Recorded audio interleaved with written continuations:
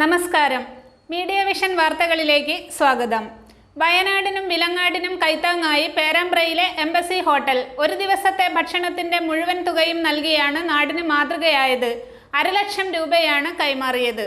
ഉരുൾപൊട്ടലിൽ സർവ്വതും നഷ്ടപ്പെട്ട വയനാടിനും വിലങ്ങാടിനും ഒരു ദിവസത്തെ വരുമാനം നൽകിയാണ് പേരാമ്പ്രയിലെ എംബസി ഹോട്ടൽ നാടിന് മാതൃകയായത്.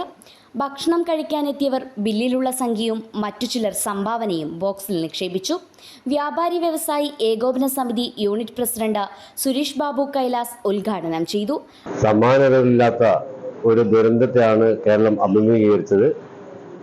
വയനാടും അതുപോലെ തന്നെ വിലങ്ങാടും നൂറുകണക്കിന് ആളുകളുടെ ജീവനും സ്വത്തുമൊക്കെ നഷ്ടപ്പെട്ട് വളരെ ദുരിതമനുഭവിക്കുന്ന ഒരു ജനതയ്ക്ക് കൈത്താങ്ങാകാൻ പേരാമ്പ്രയിലെ എംബസി കുഞ്ഞിക്കാനേട്ടൻ കാണിച്ച ആ നല്ല മനസ്സിനെ അഭിനന്ദിക്കുകയാണ്.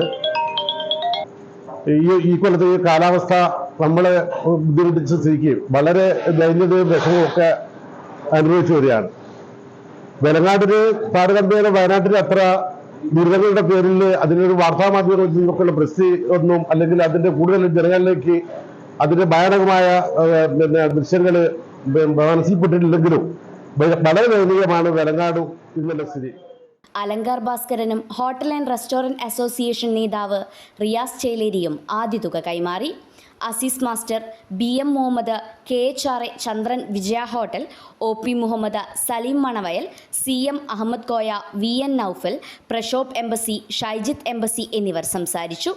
ഒരു ദിവസത്തെ വരുമാനമായി ലഭിച്ച 1.5 ലക്ഷം രൂപ ഫണ്ടിലേക്ക് നൽകിയതായി എംബസി കുഞ്ഞിക്കണ്ണൻ പറഞ്ഞു. ഇന്നിവിടെ നടക്കുന്ന പരിപാടി വയനാട് ദുരന്തം അനുഭവിച്ച ആൾക്കാർക്കും പിന്നെ വിലങ്ങാട് ദുരിതം അനുഭവിച്ച ആൾക്കാർക്കും ഇന്ന് ഇവിടെ ഹോട്ടൽ റെസ്റ്റോറൻറ്റ് അസോസിയേഷൻ എംബസി ഹോട്ടലിൽ ഇന്ന് രാവിലെ 8 മണി മുതൽ വൈകുന്നേരം ഒരു 4 മണി വരെ 4:30-5 മണി വരെ മുഴുവൻ കൽസനം ഈ ദുരിതാശ്വാസ നിധിയിലേക്ക് സംഭാവന ചെയ്യുകയാണ്. News bureau, media vision.